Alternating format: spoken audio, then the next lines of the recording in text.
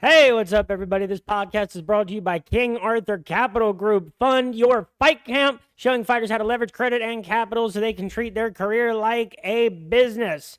Love sharing that information with as many people out there as possible in the combat sports world. Any world we can have in the future where fighters are having an easier, more comfortable time moving through their career, it's only going to be good for the sport.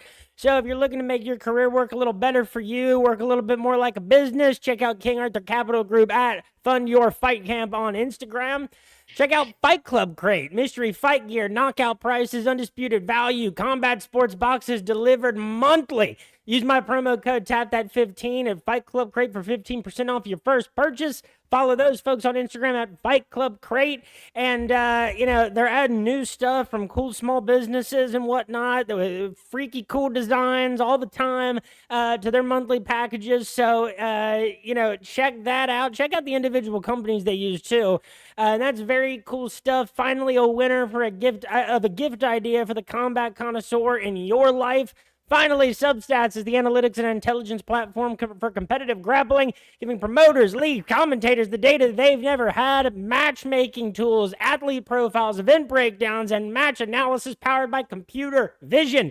If you compete, promote, or you just love competitive grappling, check them out at substats.app. If you're into competitive grappling, Substats is building the analytics layer the sport has been missing. Athlete profiles, event intelligence, and match breakdowns. Check them out at substats.app and on Instagram at Substats. Use my promo code TAPTHAT for 10% off of your initial purchase. Folks, just want to play this intro song I created by artificial intelligence for the podcast. If you can believe that this is the work of not people. By round. Every card tells story. Some people watch fight. We study them.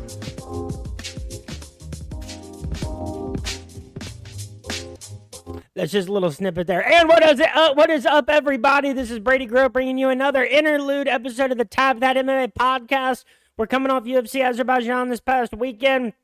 For my picks on all, combat sports events coming up as I expand the content I do with short videos and all that shit, check me out on YouTube at Tap That MMA Podcast and on Instagram at RotoBrady MMA. And with me this evening, Mount St. Joseph University wrestler Cornell Beachem Jr. gave his late father the ultimate tribute this past weekend. Beachem won the 174-pound national title in the NCAA Division III wrestling tournament late Saturday night in Iowa. Folks, he is a 4-1 professional welterweight, 25 years old, doing work in Ohio Combat League and Cage Fury. Give it up for Cornell Beachem Jr. Cornell, thank you so much for being here tonight. How's it going, man? It's going good. Thank you for having me. So, first and foremost, is wrestling something that you've been doing like for a very long time, like starting as a kid, like in elementary school age? No, I started wrestling in 8th grade. I decided to do it just for fun and happened to be good at it, and just did it from there on out.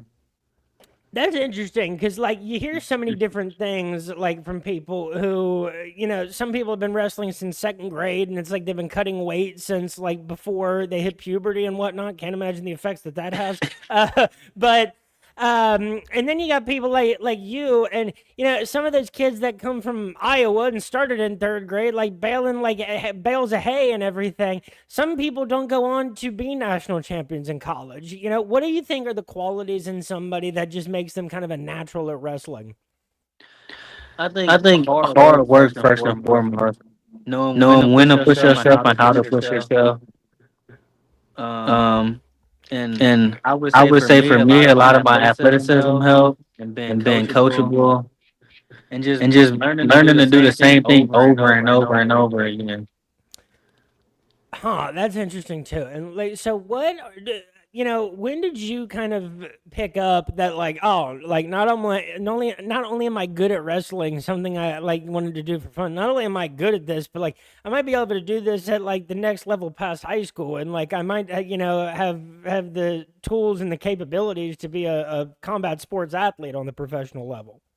So my senior year of high school, I was getting offered from like Ohio State for wrestling, Missouri, Indiana, and I was only a two-time state placer in Ohio. But I had a high ceiling because I had only been wrestling for 4 years. So that's what a lot of coaches liked about me. And then when I went to Notre Dame College my freshman year of college and wrestling against like Ohio State, Indiana, Oklahoma at the like Michigan Opens and stuff, and losing like 2-1 and beating some of them to help me realize like, okay, I can be good at this. It's long been a thing like in MMA that what division somebody won a national championship in wrestling does not like tell the full story of their capabilities as a wrestler. I mean, John Jones famously, won, the junior college national championship in wrestling. I don't know if George St. Pierre ever won. I don't know if like he won a Canadian. Certainly could have, but there's always been people who are like Division II, Division III and AIA national champions. And especially when it comes to applying that wrestling into mixed martial arts, there are people that, there's a different, the gap is not measured by, the competitive gaps in those divisions that we do sometimes see like a lot more prevalently in basketball and football. Right. No, I agree 100%. I feel like a lot of wrestlers transferring to MMA. We all know the basic concepts of grappling and wrestling, so it kind of it's easy to translate to MMA without going against the higher quality wrestlers again and again and again.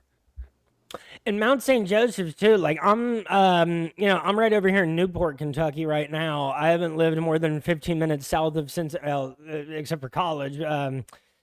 Always been right around the Cincinnati area. You see Mount St. Joseph's like all the time. It's, a place where a lot of athletes from this area will go if they want to stay in the area. Right. So what were the reasons that ultimately brought you to Mount St. Joseph's, like once you were, past your time at Notre Dame College? Well, I had already knew the wrestling coach there at Mount St. Joe because I used to wrestle at Princeton Open Mets, and I knew the coach there at the time, and he had went to Mount St. Joe to coach. So we had the bond since my freshman year in high school, and I wanted to play football as well in college. Notre Dame didn't really give me that opportunity. So did you end up? So then, like, if you wanted to play football, so you played in high school naturally, and then like it was kind of like a couple year like break from it. Like, how did that end up working? Like trying to because I like wrestling and football are two those are two sport athletes you probably see the most often like today as two sport athletes become less and less frequent. So like how did it work trying to also like if playing football was something you wanted to do, trying to remain like ready when that opportunity did come? I just always worked out, and I created a good bond with the coaches at Mount St. Joe. So they kind of knew my goals and my aspirations. Because my goal, obviously, going to Mount St. Joe was to win a national title and be the first national champ. But my goal was also to make it to the NFL. I mean, you do have like a great, football name too, like Cornell Beachem Jr. That also sounds like a football player. Yeah. And so, I mean, there's also so many alternative professional leagues like and availabilities in this area. Like the Cincinnati Dukes just went from semi-pro to joining the Continental Football League here in this past year. There's a lot more.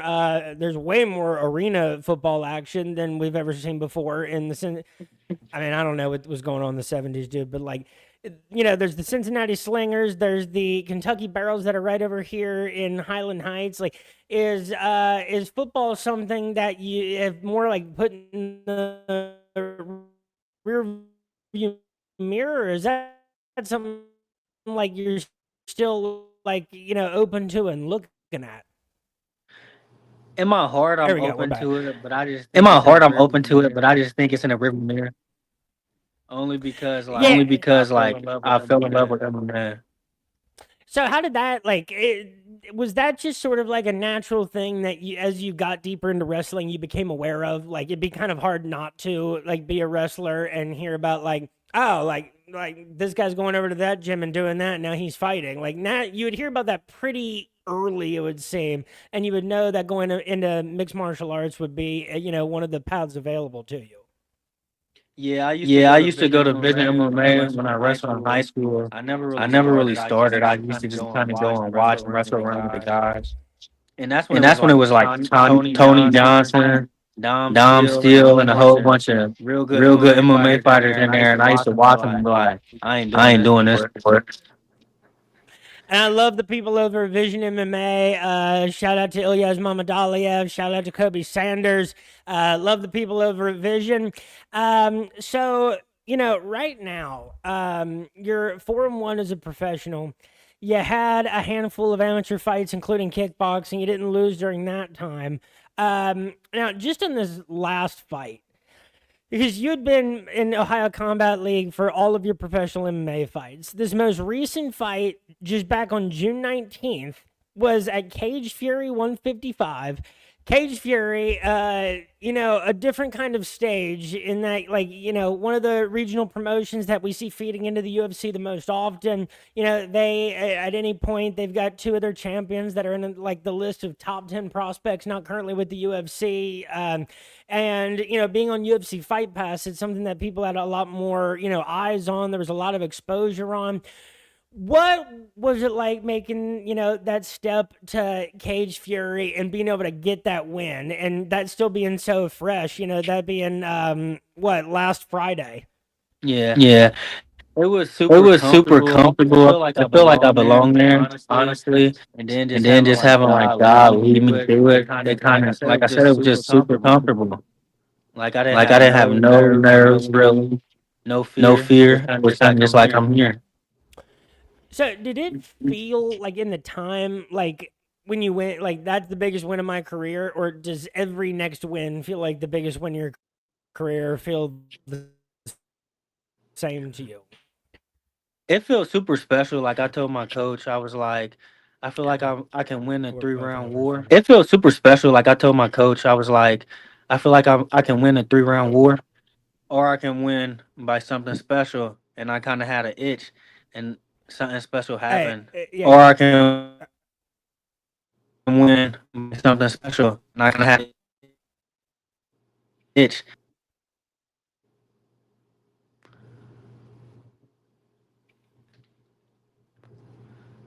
I'm gonna wait a second because we lost you for a second. Can't tell if we're on time. Okay, here we go. Yo, can you hear me good? Yeah. Okay, I think we're catching up here. Okay, so yeah, because I hear people all the time say, like, treated that like, every other fight, treat that like every other game, and at the end of the day, then you win. It's like, it's just, it's the same. It's always hard to believe. Like you have to be, it seems like you got to be aware of some of the circumstances of it. But some of these things have to feel different. But I think it's the people that are actually able to put themselves there that have the best chance of success, because I think different than they normally. All right. Can we hear each other? Yeah, I can hear you. Okay. Yeah, I can hear you.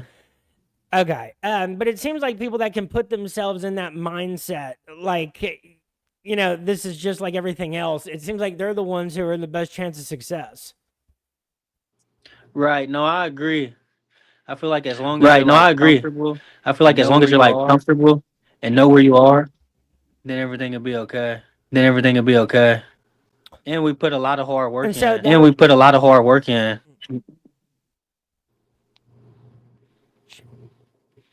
All right. And that was against 3-1 Jake Valdez. You got the first round finish.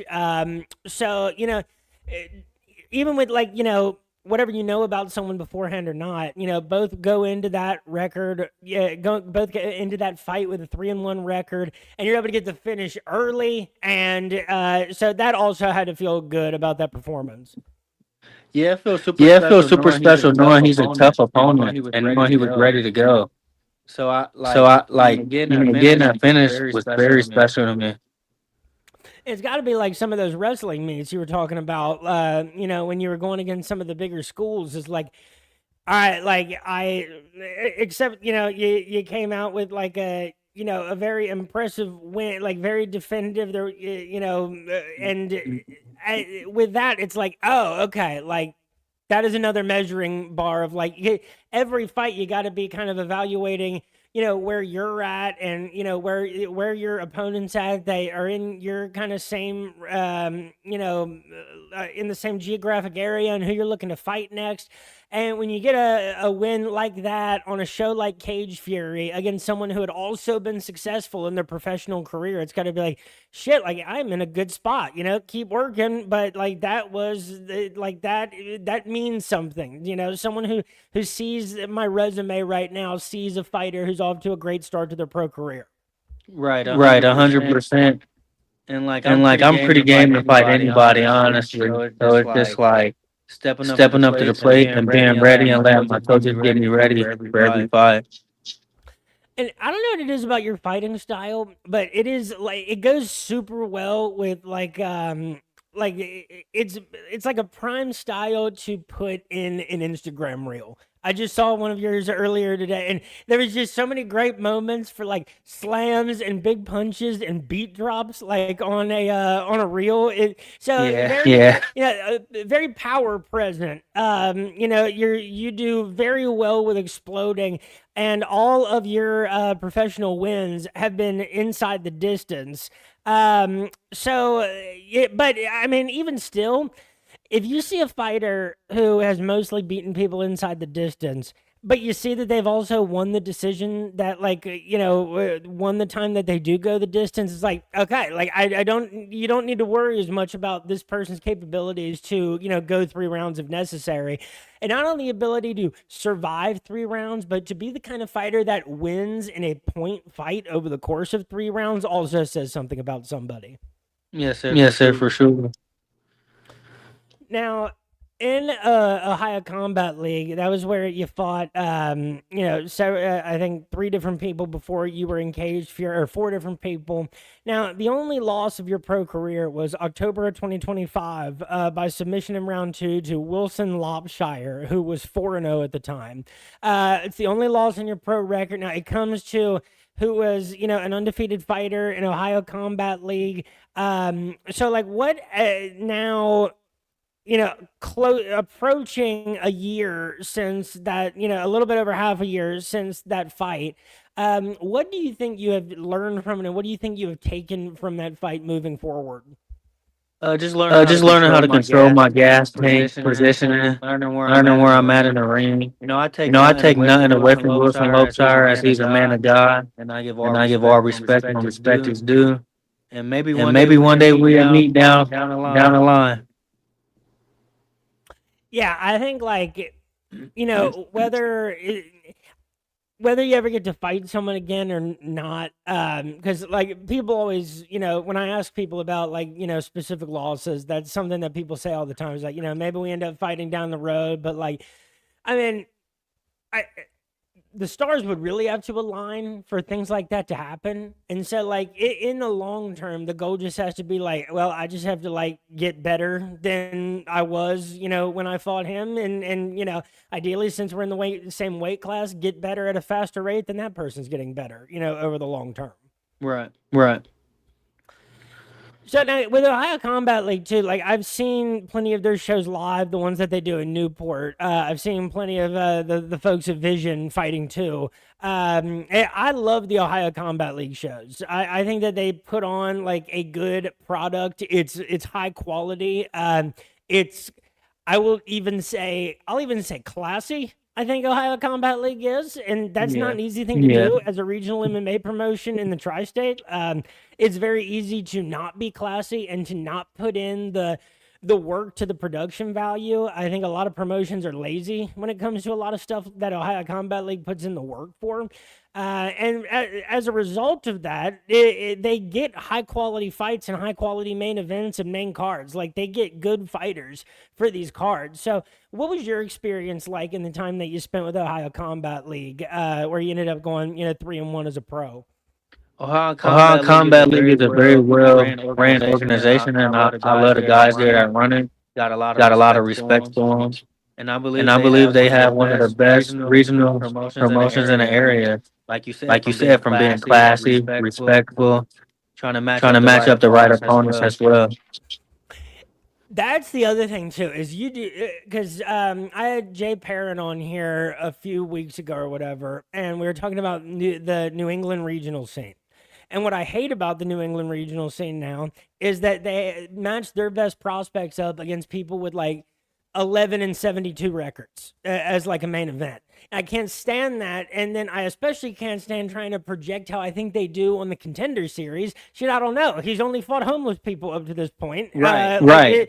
But Ohio Combat League is like, you do not see those kind of tune-up fight matchups. The main event is always a closely contested matchup. You just don't see even on the lower part of the cards, where it would be so easy on the prelims to, it's like, we got this guy over here, like he's supposed to be a monster, like, and there's this guy who's never won a fight before, but he always says yes whenever we ask him, so we're gonna do that. You don't even see that on the prelims, where it would be so easy to do that if you were lazy, but they put in the work for their cards, and it really shows if you pay attention. No, for sure. I agree 100%. And I mean, I'm sure that in fighting, like being around, Vision MMA as long as you have, and I'm sure being a fighter going through this process now, you hear stories from other people about promotions that they've worked with, and the stories are not as good and the reviews are not as glowing. Right. I mean, you see it now sometimes when you look on other regional scenes and fighting organizations, USC. Of 6-0 buying 0-3, and I'm there. I mean, I just hate that, and it really assumes the lowest things about the people that are watching the fights, like the people you're trying to like get to buy tickets and even like stream your pay-per-view, because I've streamed the Ohio Combat League pay-per-view like a couple of times because there are people that I knew that were fighting. There was also the card that Melvin Gillard was in the main event. I remember doing that, but so to the people that are watching, it is a real, like, you're assuming the lowest common denominator by assuming that they just want to see this one kid who's supposed to be an absolute freak show destroy this guy that really is not ready to be like a fighter. Because there's plenty of people like that, that it's not like, dude, I guess he's tough, but like, and I'm not saying like people who want to fight, cool, fight. That's awesome. Find, some area of competition that works for you. But some people, it's like, dude, who are your friends? Who are your coaches that are like saying, yeah, go like get your ass kicked for this? I don't know if any coach in the world that is good that would want his gym associated with people that are getting the absolute shit beat out of them every single time out. Right. No, I agree. It's mind-blowing. So right now, like in the immediate wake of the Cage Fury fight, I know that people that are in your career position where you're 4-1, like there's never really a time where you're not possibly thinking about the next fight unless something has come up. Unless something's come up and that it's gonna, cause some delay or something, like, some people have to have surgery, they've got life events going on, whatever the hell it is. But I know that for a fighter in your position who's 25, who has got to now be appearing on plenty of more radars, outside of the state of Ohio, I know that there's never a time where you're not like thinking about what might be next. So, what are you kind of thinking about as far as like, any other promotions that you were, ever had your eye on or that you've been in conversations with before? Or are you just kind of like waiting on whatever like the next call is as, the next weeks go on and just, evaluating any opportunities as they come in? I'm kind of just got my head down and continue to work. I got an agent over at the MAG agency, Peter, who does a very good job at finding fights with promotions and stuff. So I'm ready to fight, but I'm just waiting on the right call. It's gotta be such a weight off your shoulders to have representation that you can trust. And so, because I know some people do it themselves, and that sounds like, having another job to do outside of like even preparing to be a fighter. Some people do it themselves. Some people have like their coaches do it, and that even sounds like that's mixing a little bit too much sometimes, like in all of the same place. But it's got to be a real weight off your shoulders to have a representation that you can trust, that like you just worry about you being as ready to fight as possible, and they're taking care of the rest of that stuff. It's definitely weight off their shoulders. Previously to this last fight, I've been offered to fight on other cards, but I was just patient, working on my craft, getting better and being smart. So, like right now, being at welterweight, and like there have been some times where like it seems, at least according to Topology, that you're weighing in like 166, 167. Like I don't know how like exact those numbers are, how accurate they are on Topology. But one thing I talk about on this on this show all the time is I think mixed martial arts needs for like not boxing weight classes, but like maybe a few more weight classes out there. I have something in the cruiser bridger weight, like, range has always made sense for MMA. But like the gap between light heavyweight and heavyweight makes zero sense. Whether bridgerweight or cruiserweight makes sense, that's one thing. But like 205 to 265 doesn't make that, that much sense of stuff. Like, is that something like that you think about as far as like, because I know Canada puts on 160, 165 pound fights. Like, is welterweight like absolutely like as comfortable as you can be? Like, you feel perfect fighting at 170 pounds. I feel perfect at 170. I walk around at like 94. So I feel super comfortable at 70. Like wrestling in college, I was 174. I was weighing in at 65 to see how I would feel. And I was doing catch weights at 65. I didn't feel as good as I thought.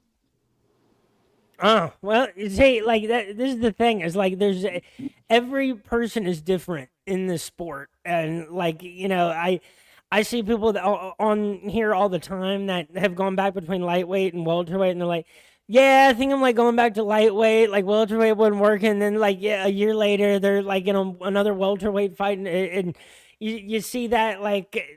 I think you see that actually the most between welterweight and lightweight, like people that kind of teeter in between, where there is that 15-pound gap.